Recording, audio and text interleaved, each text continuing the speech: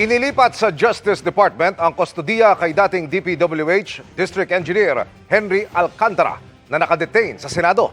Dinala na si Alcantara sa isang safe house na bahagi ng kanyang pagiging state witness sa flood control scandal. Nakatutok si Joseph Morong.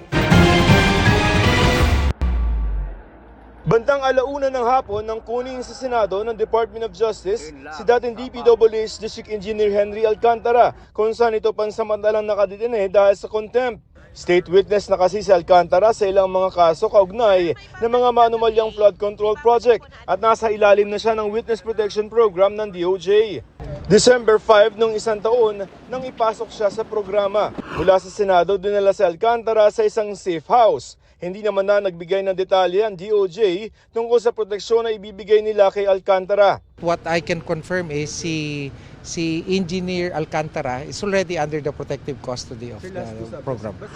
Sa ilalim ng Republic Act 6981 o Witness Protection Security and Benefit Act, ilan sa mga benepisyo ng mga nasa ilalim ng programa ang seguridad at escort services.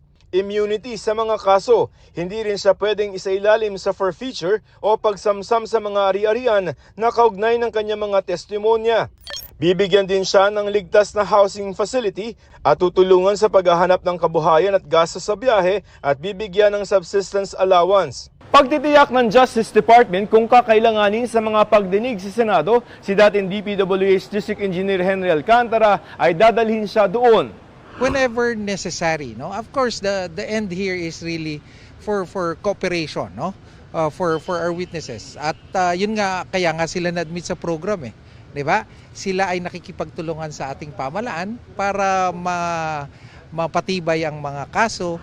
Samantala, nasa DOJ ulit ang isa pang state witness na si dating DPWH Undersecretary Roberto Bernardo para raw ito sa ginagawang case build-up o pagpapatibay ng kaso na ginagawa ng DOJ. Bukod kina Bernardo at Alcantara, state witness na rin sina dating DPWH Regional Director Gerald Opolencia at contractor na si Sally Santos. Para sa GMA Integrated News, Joseph Morong, nakatutok 24 oras.